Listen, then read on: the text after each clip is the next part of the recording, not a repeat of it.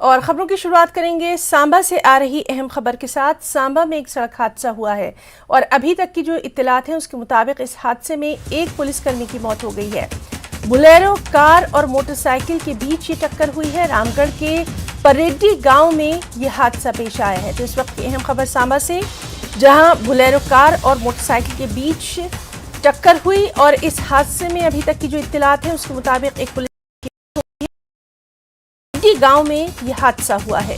तो सांबा से अहम खबर, जहां पर सड़क हादसा पेश आया है।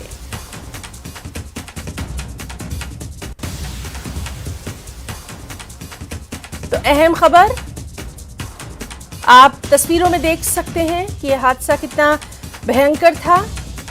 बुलेरो कार और मोटरसाइकिल के बीच ये टक्कर हुई है। रामगढ़ के परेड्डी गांव में यह हादसा पेश आया और अभी तक की जो इत्तलात हैं उसके मुताबिक हादसे में एक पुलिसकर्मी की मौत की खबर है।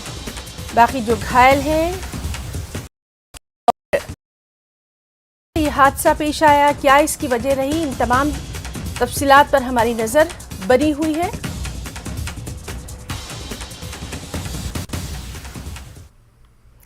खबर पुंछ